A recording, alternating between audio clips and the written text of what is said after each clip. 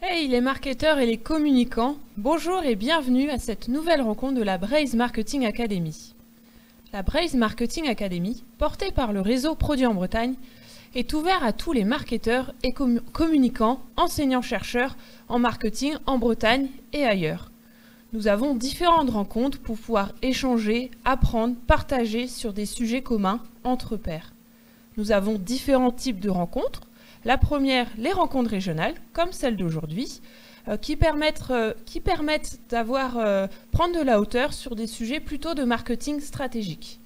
Aujourd'hui, nous traiterons du marketing tribal. Le 5 mai, nous traiterons des apports du marketing sportif pour une marque. Le 29 juin, nous traiterons le biomimétisme ou comment s'inspirer de la nature pour manager et innover en co-création avec les ateliers bretons de l'emploi. Et au mois d'octobre, une rencontre régionale sur les nouveaux canaux de communication. Donc c'est au nombre de 4 par an. En deuxième moyen d'échanger avec la Braze Marketing Academy sont les rencontres locales. Les rencontres locales sont animées par un réseau d'animateurs. Merci à eux pour leur engagement à nos côtés. Et ça traite plutôt de sujets de marketing opérationnel, permettant d'avoir des clés sur différents sujets, de mettre en avant différentes actions et repartir avec des choses et des apports utilisables dans son quotidien de marketeur et de communicant. Et enfin, nous avons également les podcasts de la Braze Marketing Academy, co-créés avec mon collègue Alan, qui permettent aussi d'approfondir différents sujets. Donc il y a 4 podcasts qui sont en ligne sur votre plateforme d'écoute préférée. Sans plus attendre, nous allons échanger aujourd'hui sur le marketing tribal, comment créer et animer une communauté au service de notre marque, de votre marque, et quelles sont les différences avec le marketing traditionnel. Nous aurons le plaisir d'accueillir Gregorio Fucilio, enseignant, professeur de marketing à Cage Business School. On aura également Loïs Philly et Boris Le Gouen, fondateurs de l'agence de social media 385, et Marion Le Goualer, cofondatrice d'Endro Cosmétiques. Un grand merci à chaque intervenant pour la réussite de cette rencontre. Accueillons de suite Gregorio Fucilio pour en savoir plus sur le marketing tribal. Gregorio étant basé à Marseille, c'était un petit peu loin de venir nous rejoindre sur la belle côte de Granit Rose. Mais voilà, nous allons échanger avec lui en visio.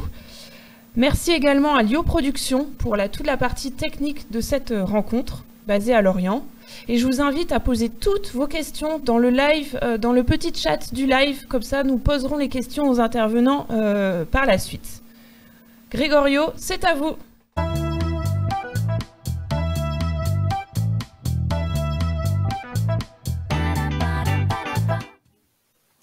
Bonjour Coralie, bonjour tout le monde et merci pour cette invitation. Donc, en effet, je vous parle depuis Marseille du marketing tribal. Donc, je vais vous présenter une petite, un peu la petite histoire du marketing tribal, comment il s'est développé depuis les années 90 jusqu'à présent. Et quelles sont les nouveautés de cette approche marketing qui est innovante parce qu'elle est en rupture avec ce qu'on appelle le marketing traditionnel. Si on peut gentiment passer à la slide suivante, je vais vous introduire ce monsieur qui s'appelle George Ritzer. En gros, ce qu'on peut dire aujourd'hui, c'est que la consommation est devenue un élément clé dans la vie des individus, alors que par le passé, les gens construisaient leur identité par d'autres facteurs tels que la politique, la religion et ainsi de suite. Aujourd'hui, la consommation a une place centrale dans l'identité des individus et donc on se sert des objets, des services, des textes ou au sens large des marques pour définir qui nous sommes et donc pour communiquer qui nous sommes aux autres. Slide suivante, s'il vous plaît. Et donc, voilà. Donc, pourquoi on en est arrivé là? Tout simplement parce que notre société elle a évolué beaucoup depuis la fin de la Moyen-Âge.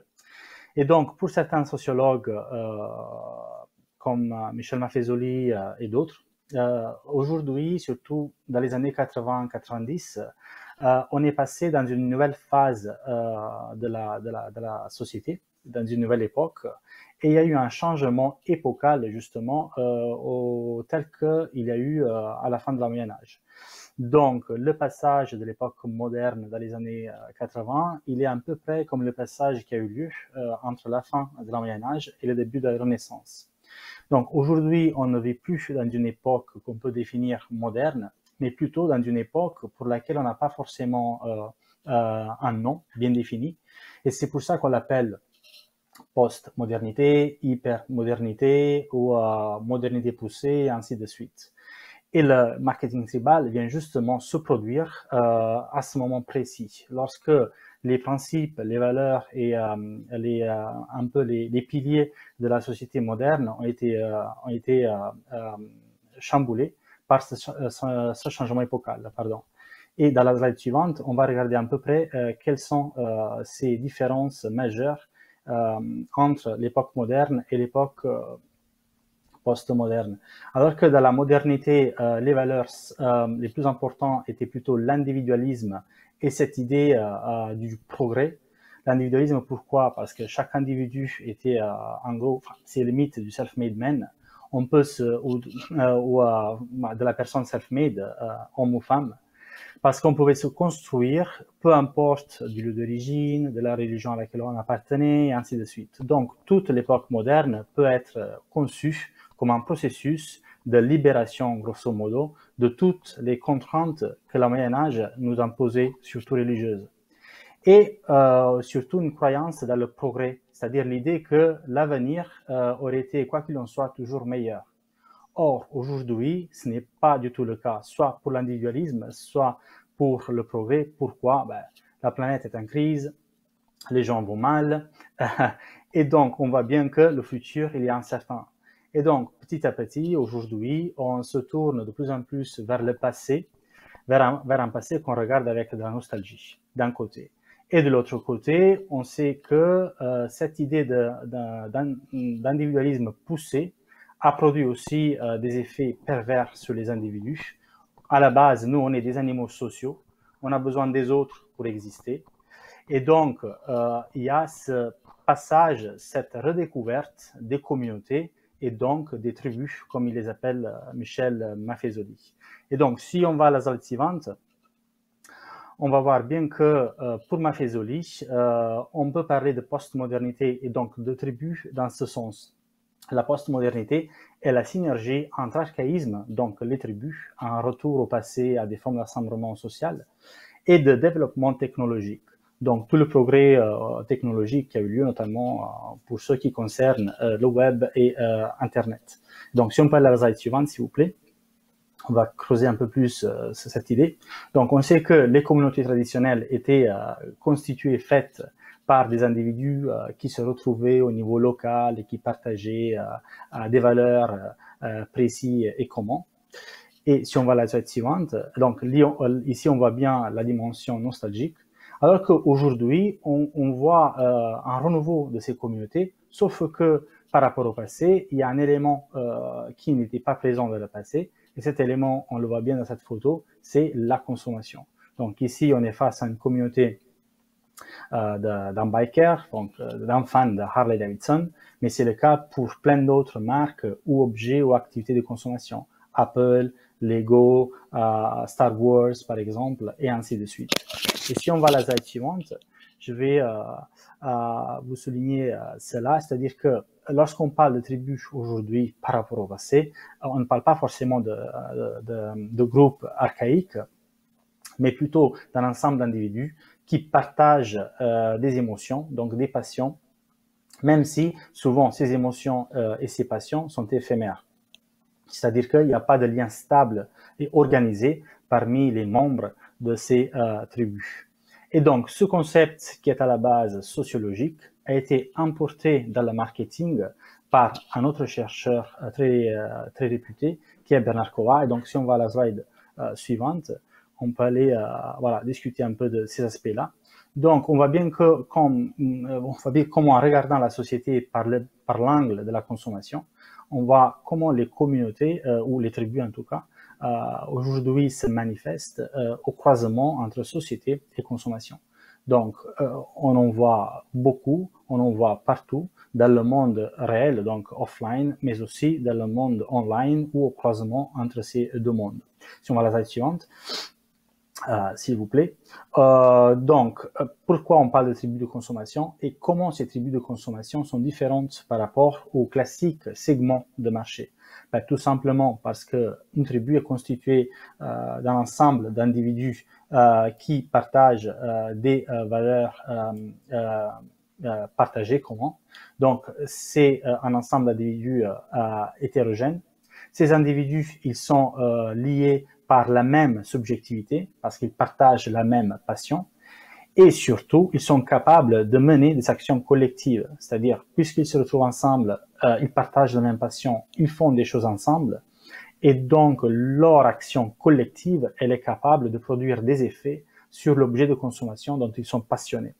Et c'est ça qui fait la différence avec les segments de marché. Si on va dans la slide suivante, on va regarder de plus près cela. Dans les segments de marché classiques qui sont expliqués dans les manuels traditionnels de marketing, on voit bien que les entreprises sont plutôt concentrées sur segmenter le marché, donc créer des groupes de marché qui sont purement artificiels, qui n'existent pas dans la vie réelle, mais qui regroupent les consommateurs sur la base de critères d'homogénéité, la génération, l'âge, le lieu de provenance, et ainsi de suite. Ceci n'est pas le cas des tribus qui existent bel et bien dans le monde réel. Dans les segments, les gens ne sont pas connectés entre eux. Voilà, des gens font partie du même segment de marché, mais cela ne veut pas dire qu'ils se connaissent vraiment ou qu'ils interagissent ou qu'ils font des choses ensemble. Et donc, ils ne sont pas capables de mener des actions collectives et donc d'avoir un impact sur l'objet ou la marque en question. Voilà ce qui fait en gros la différence entre les tribus et les segments de marché, et voilà l'apport innovant du marketing tribal à la recherche en marketing. Si on va à la slide suivante, s'il vous plaît. Donc, on commence à parler de marketing tribal dans les années 90. À l'époque, Internet était au début, en tout cas, il n'était pas diffusé à grande échelle comme aujourd'hui. Mais il est clair que les tribus, elles existent soit dans le monde offline, dans le monde réel, et aujourd'hui, elles ont aussi un impact, c'est-à-dire qu'elles se manifestent aussi dans le online. Ceci est vrai depuis le début, depuis les années 90. Disons que la technologie, elle a amplifié le phénomène et en même temps, elle a modifié aussi. Donc, c'est pour ça qu'on parle de tribus, mais on emploie aussi d'autres étiquettes telles que communauté, sous-culture, public, par exemple, et ainsi de suite, lorsque on observe aussi ce qui se passe dans les réseaux sociaux. Si on parle des slides suivantes, s'il vous plaît. Voilà. Donc, on a d'un côté les tribus de consommateurs, mais il y a aussi l'expression communauté de marque qui est aussi très connue. Donc, quelle est la différence majeure entre tribus de consommateurs et communauté de marque? Tout simplement, les tribus sont des individus qui sont liés ensemble par la passion pour une même activité de consommation, alors que la communauté de marque, elle est plutôt caractérisée par des individus qui sont liés ensemble par leur passion pour une marque spécifique. Et ceci a des implications différentes pour les entreprises, comme on verra par la suite. Donc, slide suivante, s'il vous plaît. Dans les communautés de marque, on a des critères qui font que ces communautés de marque, elles, d'un côté, elles sont très structurées d'un point de vue hiérarchique, et ceci parce que les membres d'une communauté partagent ce qu'on appelle une conscience partagée, consciousness of kind en anglais.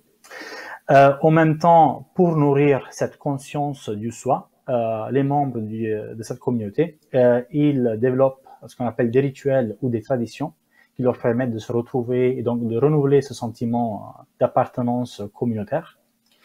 Et puis, enfin, ils ont un sentiment d'obligation morale, c'est-à-dire qu'ils partagent des liens quasi familiaux, comme quoi ils sont là les uns pour les autres, ils s'entraident au-delà de la passion qu'ils partagent pour la marque en question. Voilà. Si on peut aller à la slide suivante, s'il vous plaît. Donc, pour résumer cette partie, on voit bien que, alors que dans le passé, on avait d'un côté l'entreprise et de l'autre côté le marché qui était conçu comme un ensemble de segments de marché, donc, il fallait targeter le process STP, Segmentation, Targeting and Positioning. Les tribus, elles apportent quelque chose de nouveau, donc une nouvelle façon de pouvoir regarder le marché, mais aussi la société. C'est-à-dire que c'est un ensemble d'individus qui se retrouvent ensemble spontanément, qui font des choses ensemble pour la marque ou pour le produit et avec la marque ou le produit. Donc, ils sont capables d'avoir un impact sur l'entreprise. Ceci a comme implication majeure que les entreprises, si commencent à regarder ce qui se passe dans la société réelle et donc comment les consommateurs s'organisent ensemble autour de leurs produits, de leur marque ou de leur offre au sens large, ben, ils sont plus capables de détecter des nouvelles tendances autour de la marque ou de pouvoir mieux communiquer avec les consommateurs, donc les fans, on appelle aussi des enthousiastes, des devotees, des experts de la marque, pour comprendre mieux ce qui est recherché par ces consommateurs et donc comment améliorer leur offre, la marque, le produit et ainsi de suite. Donc si on va à la slide suivante, je peux vous expliquer cela un peu mieux. La clé pour comprendre le marketing tribal, et ceci est le deuxième concept apporté par Bernard Kova des sciences sociales, en particulier de l'anthropologie du don, est la valeur de lien. Donc, ce qui fait que les consommateurs aujourd'hui se retrouvent dans des tribus, donc se retrouvent ensemble pour partager la même passion, c'est que le produit, la marque en général, elle n'est plus là pour satisfaire un besoin fonctionnel ou symbolique pour les consommateurs, mais plutôt pour satisfaire le besoin d'appartenance et donc de lien. Et donc la marque, elle devient un vecteur de lien. Elle permet aux gens de se lier ensemble. Partager la passion pour la même marque, ça veut dire être aidé dans son besoin de se rapprocher des autres, donc de se lier aux autres. Et donc, sur la base de la valeur de lien, si on va à la slide suivante, s'il vous plaît, on peut ainsi introduire les trois modalités qu'on peut utiliser aujourd'hui pour appliquer le marketing tribal aux activités de l'entreprise. Donc, on a une marketing qu'on peut faire auprès d'une communauté de marques déjà existante. On peut faire un marketing auprès d'une tribu d'activités déjà existante. Ou on peut faire un marketing pour créer une communauté de marques. Donc, ces trois approches différentes, ces trois déclinaisons différentes du marketing tribal ont des implications différentes au niveau opérationnel. Et on va voir ça plus dans le détail. Slide suivante, s'il vous plaît. Donc, le marketing auprès d'une communauté de marques déjà existante. Bon, ici, je vous ai montré le cas de Lego. Je pense que tout le monde connaît. Lego, c'est un jouet, mais pas qu'un jouet, puisqu'aujourd'hui, il y a même les adultes, donc ce qu'on appelle les AFLs, Adult Fans of Lego, qui sont très engagés auprès de la marque. Donc, ici, il ne s'agit pas d'influencer les consommateurs avec une communication ad hoc ou avec des produits ad hoc et ainsi de suite, mais plutôt de créer un système d'offres qui favorise le lien entre les consommateurs. Et les AFLs, les Adult Fans of Lego, donc les fans adultes de Lego, c'est un exemple assez frappant de comment l'objet de consommation et donc la marque peut devenir un vecteur de lien entre ces individus. Slide suivant, s'il vous plaît. Voilà, donc Lego, c'est pas le seul cas, bien entendu, il y a plein d'autres cas, Alfa Romeo, Ducati, et ainsi de suite. Slide suivant, s'il vous plaît. Voilà, comment la marque peut entretenir le lien entre les consommateurs? Ben, tout simplement, d'un point de vue opérationnel, en essayant de créer des expériences ou de produire des objets qui favorisent le lien entre les individus. Donc, des objets cultes, des vêtements rituels, des lieux de culte, des mots magiques, ou créer même des idoles et des icônes qui poussent un peu à ce phénomène quasi religieux, et donc religare du latin, lier ensemble les individus autour de la marque. Slide suivante, s'il vous plaît. Voilà. Deuxième modalité du marketing, c'est faire du marketing auprès d'une tribu d'activités déjà existantes. Donc ici, on n'a pas forcément une marque, mais on a plutôt une activité de consommation. Le roller, c'est une activité de consommation. Le skate, c'est une activité de consommation. Le foot, par exemple, le running, et ainsi de suite. Ici, le but du marketeur ne doit pas être celui de essayer de segmenter ou de comprendre, voilà, d'après des critères objectifs, les consommateurs qui font partie ou qui participent à ces activités.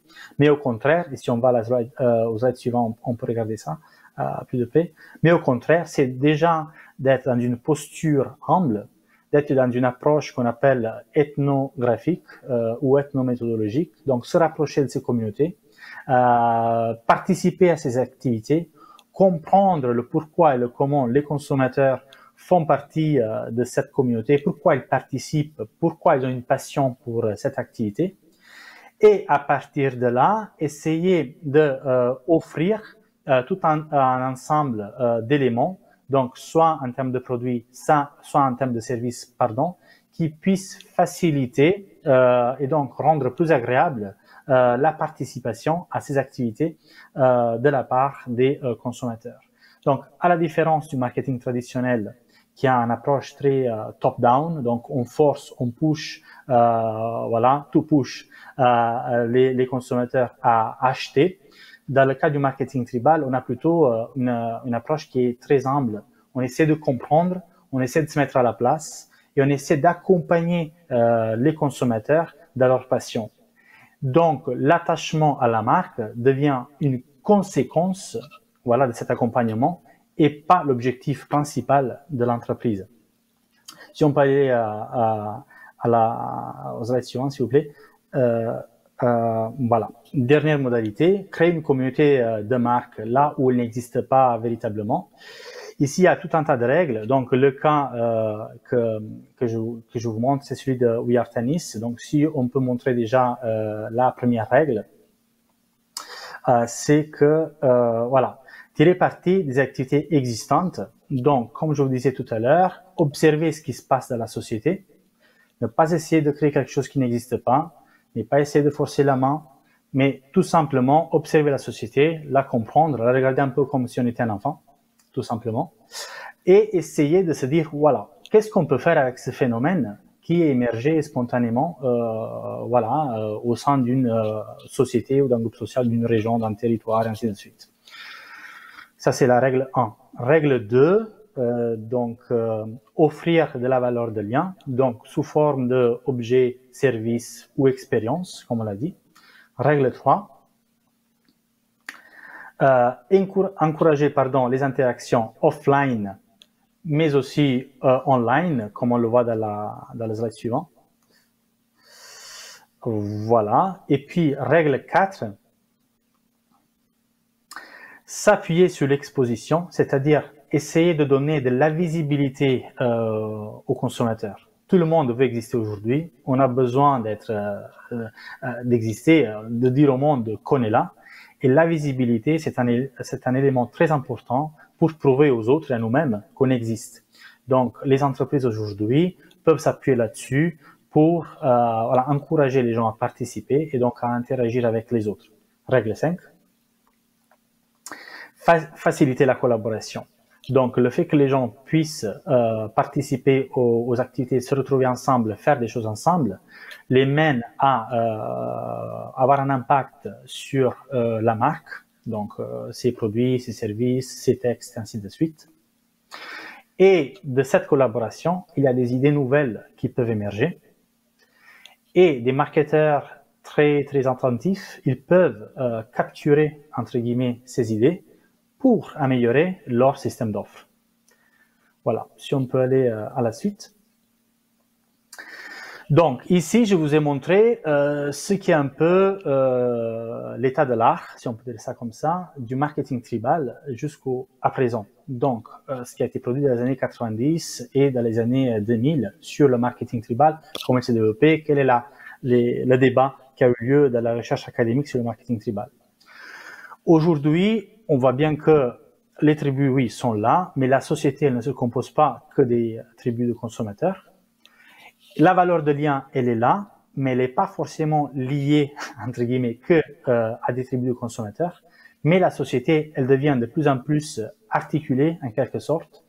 Et surtout, le phénomène du Covid nous a montré que malgré le fait qu'on soit tous obligés d'être à distance les uns des autres, donc d'éviter tout contact, puisqu'on est des animaux sociaux, on a besoin d'être en relation avec les autres, donc on a trouvé d'autres moyens pour se lier les uns aux autres. Donc, je vais maintenant vous introduire ce concept qui est le societying, qui est très proche du marketing tribal. Bernard Kowal avait déjà identifié en 97, en parlant justement du marketing tribal, et en préconisant un changement de perspective du marketing vers cette idée de societying. Ceci dit qu'aujourd'hui, le rôle des entreprises, des marques et de la consommation au sens large n'est plus de marchandiser, mais plutôt de contribuer à la société, dans le bon sens du terme. Donc, je vais vous parler maintenant de ce phénomène qui s'appuie sur des publications récentes académiques sur le marketing tribal justement, et donc sur le societying. Donc le phénomène en question, c'est le café suspendu, qui est un phénomène qui est traditionnel en Italie et que depuis quelques années, il a commencé à se diffuser aussi ailleurs, et notamment en France. Si on peut aller à l'adresse suivante, s'il vous plaît. Donc, qu'est-ce que le café suspendu déjà? Tout simplement, c'est aller dans un café, acheter plusieurs cafés, un pour soi-même qu'on consomme et les autres, on les laisse suspendus par des inconnus qu'on ne connaît pas, qui peuvent être dans le besoin ou pas, mais qui peuvent taper à la porte du café, demander pour des suspendus et les recevoir, puisque le commerçant ou le barista en question, il a bien enregistré le fait qu'il y a 1, 2, 3, 4 suspendus, ainsi de suite. Donc, ce phénomène est assez traditionnel et courant en Italie, surtout à Naples. Il est né dans la ville de Naples. Mais aujourd'hui, on le retrouve aussi ailleurs et sous des déclinaisons différentes. Si on va aux slides suivants, s'il vous plaît.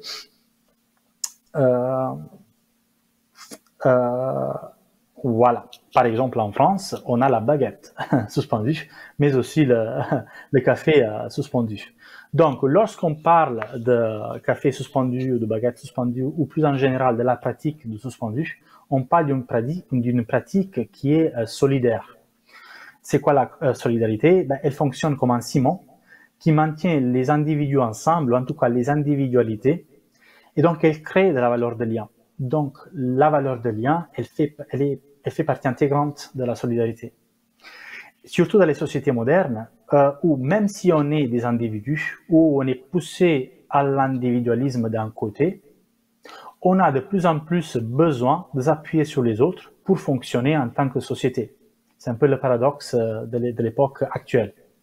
Donc, la solidarité est la coordination mutuelle des unités, donc pas que des personnes, mais des unités sociales au sens large, et leur intégration dans un ensemble plus vaste, qui est justement la société. Si on peut aller à la suite, s'il vous plaît. Voilà, donc, qu'est-ce qui s'est passé pendant le Covid? Cette pratique du suspendu, qui est une pratique solidaire, elle a été transformée par certains acteurs sociaux en Italie, et elle est devenue les courses suspendues, donc spesa sospesa en Italie. C'est quoi les courses suspendues? Puisque pendant le Covid, les gens étaient loin les uns des autres, il fallait éviter les autres, quoi qu'il en soit. Mais cette situation de crise sanitaire est devenue aussi une crise sociale et économique. Donc, il y avait des gens qui n'avaient pas les moyens de s'acheter à manger. Il y avait des gens qui ne pouvaient pas sortir de chez eux pour des questions de santé, etc. Donc, il y a certaines personnes, donc une start-up, Lab 00, qui est composée par 6 personnes, une célébrité des médias, du cinéma en Italie, un entrepreneur, des professionnels du marketing et ainsi de suite. Ils ont commencé à réfléchir qu'est-ce qu'il aurait pu, comment pouvoir aider les autres. Et en même temps, ils ont observé que dans la société, spontanément, les Italiens, un peu partout dans le pays, ils avaient commencé à mettre en place cette pratique des courses suspendues.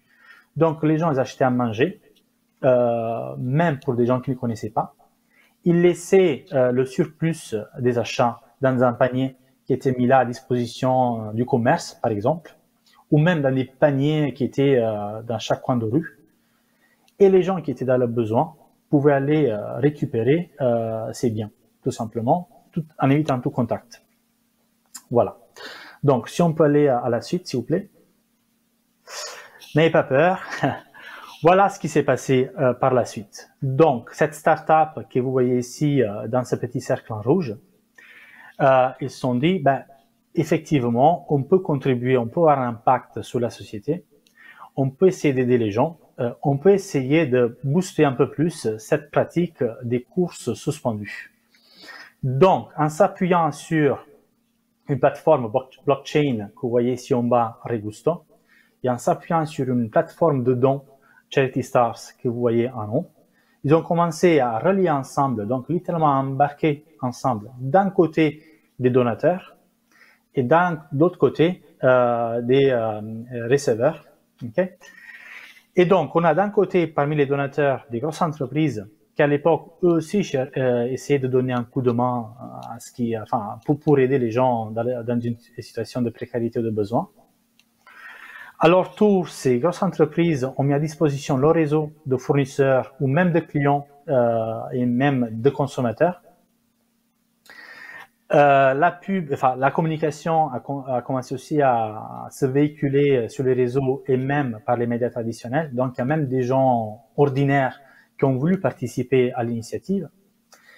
Et de l'autre côté, par contre, une fois les sous, l'argent et les biens de consommation reçus, ils étaient transférés grâce à la blockchain, donc tout était traçable et transparent, à des villes, donc à des villes majeures, telles que Naples, Rome, Milan. Les villes, donc les mairies, elles transféraient ces biens à des ONG locales avec lesquelles ils étaient déjà en contact. Et les ONG pouvaient donner ce surplus de biens aux familles dans le besoin. Eux, ils avaient déjà leur liste, anonyme, bien sûr, voilà, à qui pouvoir faire parvenir ces biens en plus. Donc, ils ont créé tous ces systèmes, c'est un système de liens. Ils ont créé un lien, un système solidaire, là où toutes ces entités étaient plus ou moins dispersées et déconnectées, d'autant plus qu'on était dans un contexte de distanciation sociale. Donc, si on va à la suite, s'il vous plaît. Comment tout cela a été possible et pourquoi on peut parler effectivement de societying, donc valeur de lien et réseau de consommation. Ici, on voit bien qu'on n'a pas en face de nous que des tribus de consommateurs, il n'y a pas que les consommateurs, mais il y a tout un ensemble d'entités hétérogènes. Voilà, institutions, ONG, start-up, des célébrités, des plateformes digitales et ainsi de suite. Donc, ceci a été possible, donc cet embarquement, cet imbriquement a été possible grâce à ces trois pratiques qui ont été déployées. La synchronisation, avec le besoin de solidarité qui était exprimé par la société au sens large. L'appropriation d'une pratique culturelle qui existait déjà auparavant, donc le café suspendu ainsi devenu les courses suspendues. Et l'articulation de la part de la start-up, de la solidarité par des archétypes narratifs dans sa communication. Donc, on va voir ça dans le détail. On parle maintenant de la synchronisation dans la page suivante. Voilà. Qu'est-ce qu'on entend par synchronisation? Tout simplement, puisque la solidarité était devenue un besoin exprimé par la société. Tout le monde parlait de solidarité, on le voyait bien dans les médias, il faut faire quelque chose, il faut aider les autres, on est dans le besoin, c'est une situation de crise, on ne peut pas se replier sur nous-mêmes. Dans ce contexte, ce qu'on appelle techniquement dans la recherche en marketing, des brand leaders, donc des gens qui ont déjà une notoriété, donc comme des entrepreneurs ou des célébrités, se sont réunis dans cette startup Lab 00 pour essayer de s'aligner avec ce besoin de solidarité. Il y a un besoin de solidarité, on peut faire quelque chose, on va monter un projet solidaire. Donc, synchronisation. Puis, l'appropriation. Donc, puisqu'il y avait déjà des pratiques de spesa sospesa, donc les cours suspendus qui émergeaient par ici et par là en Italie, et vous voyez ici sur la slide. Donc, chaque commerce ou même des gens dans des quartiers, dans des villes différentes, s'auto-organiser pour essayer de mettre en place cette pratique pour aider les gens qui étaient dans le besoin, qui ne pouvaient pas s'acheter à manger, tout simplement. Ben, ils ont décidé d'adopter, donc de s'approprier de ce nom, Spesa Sospesa, des courses suspendues, parce qu'il était déjà parlant pour les Italiens, donc il résonnait bien avec la société. Par contre, alors que les pratiques spontanées de spesa sospesa, de cours suspendus, elles fonctionnaient à l'échelle très locale, donc des quartiers ou même voilà, des petits quartiers, des petits commerces de quartier, dans le cas du projet spesasospesa.org, le système il s'est mis en place à l'échelle nationale. Aujourd'hui, je crois qu'il y a 16 mairies en Italie qui sont impliquées et énormément d'entreprises for profit, énormément de ONG et ainsi de suite. Vous pouvez vérifier sur Internet, regarder leur site, tout l'argent qu'ils ont collecté et ainsi de suite.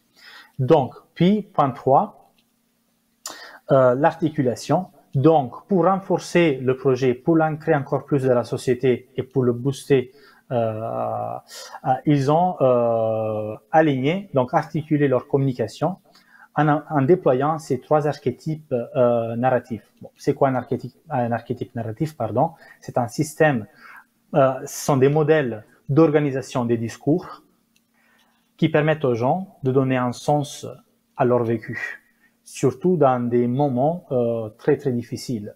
Et la crise du Covid était un moment difficile. Donc, les 3 archétypes majeurs qui ont été déployés sont celui du soldat dévoué, donc une personne désintéressée prête à s'engager pour le bien commun, les gens d'action, outsiders qui défient et revitalisent les institutions, et le héros du quotidien, une personne ordinaire motivée à protéger la vie d'autrui. Voilà. Si on va à la suite, voilà. Et donc, on arrive à la fin.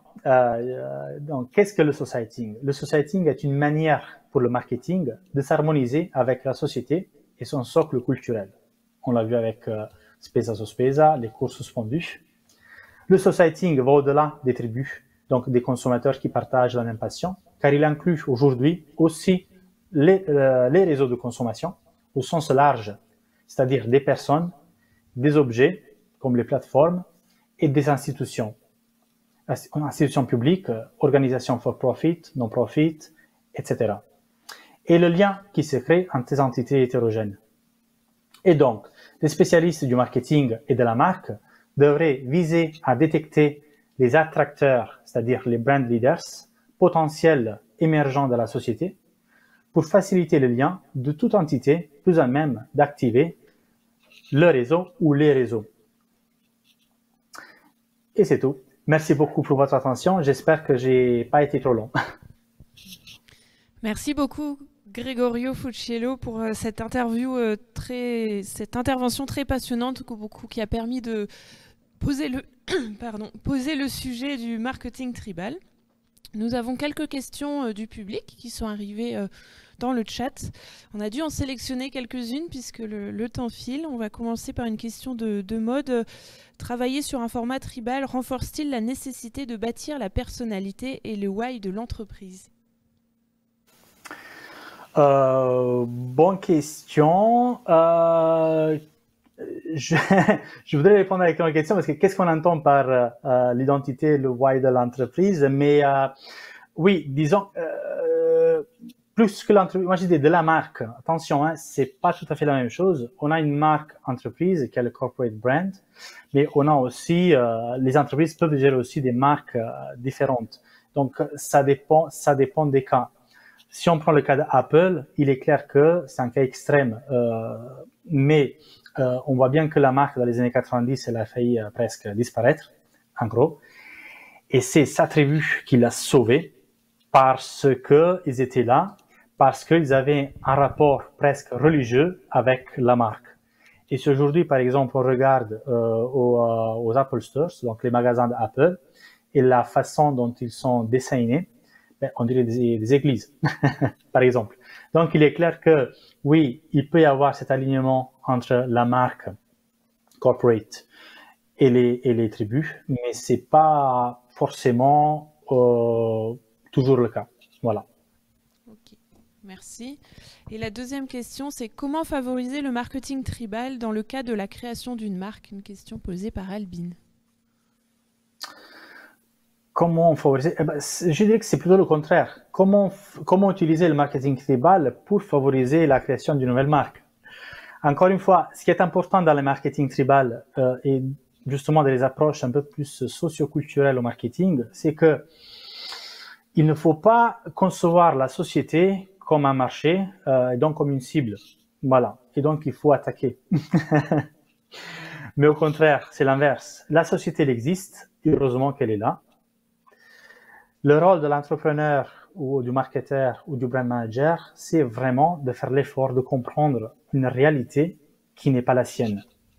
Ça demande beaucoup de temps, beaucoup d'efforts, beaucoup d'humilité, mais ça paye parce que lorsqu'on revient dans nos bureaux, parce que le bureau c'est un petit monde, mais c'est pas le monde il est dehors.